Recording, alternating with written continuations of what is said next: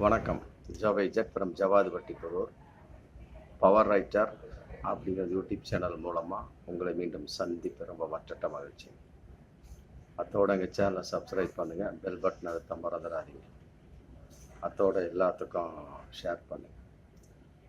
அதாவது எங்கள் காலத்துலலாம் பார்த்தீங்கன்னா கவர்ச்சிக்கென்று தனி நடிகைகள் இருப்பார்கள். ஜெயமாலினி, அப்புறம் ஜோதி லக்ஷ்மி, மற்றபடி அனுராதா அப்படின்னு சில்க் சுமிதா அடுக்கிக்கிட்டே போகலாம். இந்த மாதிரி கவர்ச்சிக்கென்று ஒரு தனி நடிகை. அதே மாதிரி கதாநாயகியாக உள்ளவங்க கவர்ச்சி நடிக்க மாட்டாங்க.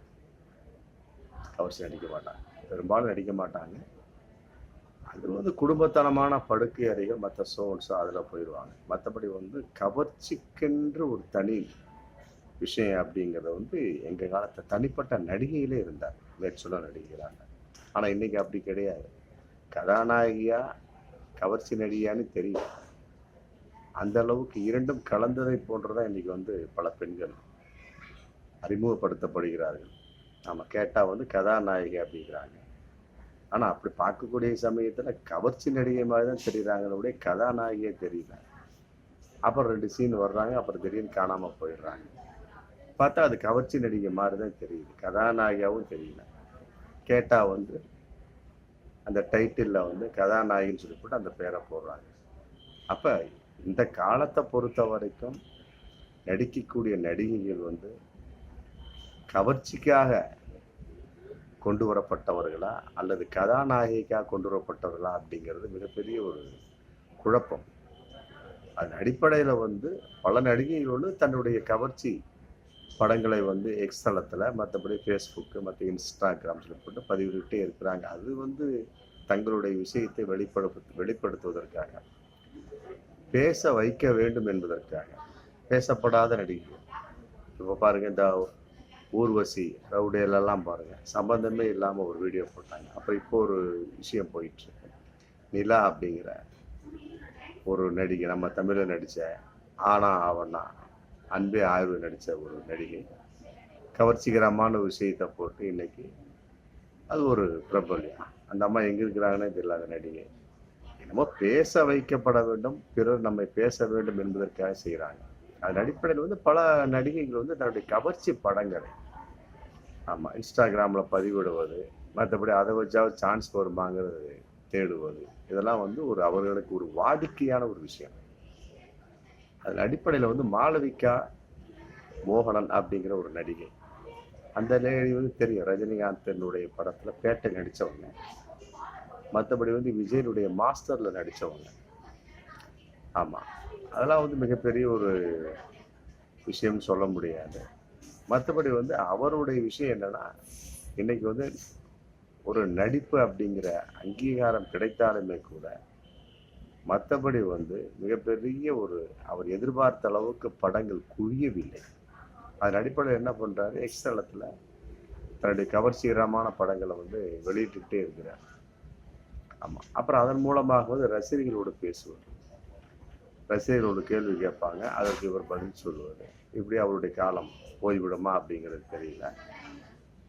இருந்தாலுமே ரசிகர்கள் கேட்டாங்க அப்படின்னா அதற்கு சரியான பதில் சொல்லணும். அப்போதான் ஒரு நடிகை மிகப்பெரிய ஒரு உயரத்துக்கு வர முடியும். யாராக இருந்தாலும் சரி, அதை மிகப்பெரிய அரசியல் தலைவனாக இருக்கட்டும். ஆமாம், அரசியலே எடுத்துக்கலாம், தொண்டனை மதிக்காத ஒரு அரசியல் கட்சி வளர்ந்ததாக சரித்திரமே கிடையாது. அதுக்கு உதாரணம் பாமக, பாட்டாளி மக்கள் கட்சியை சொல்லலாம். இன்னைக்கு அந்த கட்சி எங்கே இருக்குன்னே தெரியல, சுருங்கி. ஆமாம், அப்படியே ஓரமாக ஒதுக்கி வைக்கப்பட்டிருக்கு. யாரால்? தொண்டர்களால். ஆமாம், அவருடைய சமூகம் என்பது வேறாக இருக்கட்டும், அந்த கட்சியில் தொண்டர்கள்ங்கிற கான்செப்ட் அந்த சமூகத்தை சேர்ந்து மட்டும் நிறைய பேர் இருப்பாங்க. பொதுவாக தொண்டர்கள் அப்படிங்கிற மதிச்சாத்தாங்க ஒரு அரசியல் கட்சி வரும். அதே மாதிரி ரசிகர்களை மதிச்சாத்தான் எந்த ஒரு நடிகையாகட்டும் நடிகனாகட்டும் மிகப்பெரிய உயரத்துக்கு வர முடியும். அதன் அடிப்படையில் மாளவிகா மோகனன் அப்படிங்கிற அந்த நடிகை பலவிதமான கேள்விகள் கேட்டு அதற்கு ரசிகர்கள் பதில் சொல்லுவாங்க. பதில் சொல்லக்கூடிய சமயத்தை பலவிதமான கேள்விகளுக்கு அவர் பதில் சொல்லிட்டு தான் இருந்தாங்க. ஆனால் 2 நாளுக்கு முன்னால் ஒரு ரசிகர் கேள்வி கேட்குறார், அதற்கே இவ்வாறு பதில் சொன்னார் அப்படிங்கிறது மிகப்பெரிய ஒரு கேள்வியா இன்னைக்கு போயிடுச்சு. அதாவது அந்த ரசிகர் என்ன கேட்கிறாரு அப்படின்னா, இந்த மாதிரி கவர்ச்சி காட்டிக்கிட்டே போயிட்டு இருந்தீங்க அப்படின்னா, கிளாமரா போயிட்டு இருந்தீங்க அப்படின்னா, நீங்க எப்ப வந்து நடித்து பார்வையாளர்களை கவரப் போகிறீர்கள்? நல்லா புரிஞ்சுங்க.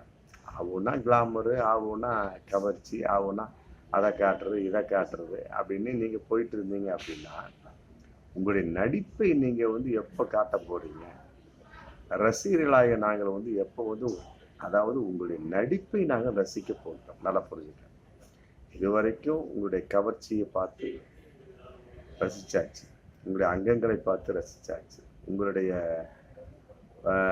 பலவிதமான உடல் உறுப்புகளை காட்டிய வகையில் நீங்கள் போட்ட பலவிதமான கவர்ச்சி வீடியோக்களை பார்த்து ரசித்தார். உங்களுடைய நடிப்பை நாங்கள் எப்பொழுது ரசிக்க போகின்றோம் அப்படின்னு ஒரு அற்புதமான ஒரு கேள்வி. இது நல்ல விஷயம், இதுக்கு அற்புதமான ஒரு கேள்வி தானே. இதுல வந்து குதர்க்கவாதமோ மற்றபடி வந்து தேவையற்ற நிலையே கிடையாது. ஆமா, இதுல என்ன இருக்கு? இது வரைக்கும் உங்கள் உடல் உறுப்புகளை அதன் அடிப்படையில் வந்து உங்களுடைய கவர்ச்சிகளை நாங்கள் ரசித்து கொண்டிருந்த ரசிகனாக நான் வந்து எப்பொழுது உங்களுடைய நடிப்பை நான் ரசிக்க போகின்றேன்? அருமையான கேள்விதான். இதுல வந்து ஒண்ணுமே கிடையாது. அதற்கு அந்த அம்மா அந்த நடிகை என்ன பதில் சொல்லியிருக்காங்க அப்படின்னா, ரொம்ப கவனத்தை ஈர்க்கக்கூடிய ஒரு பதில். உண்மையில ஒரு முட்டாள்தனமான ஒரு பதில் கூட சொல்லலாம். இன்னும் சொல்ல போனா இப்படிலாம் வந்து ஒரு பேசிட்டு இருந்தாங்க அப்படின்னா கட்டாயமா ஃபீல்ட் அவுட் அவங்க சீக்கிரமா வெளியே போயிடுவாங்க. அப்படிலாம் பேசக்கூடாது. ரசிகர் என்பது எப்படி வேணா கேள்வி கேட்பேன். நாங்க கூட யூடியூப் போட்டுட்டு இருக்கிறோம். நம்ம ஏகப்பட்ட கமெண்ட்ஸ் வரும்.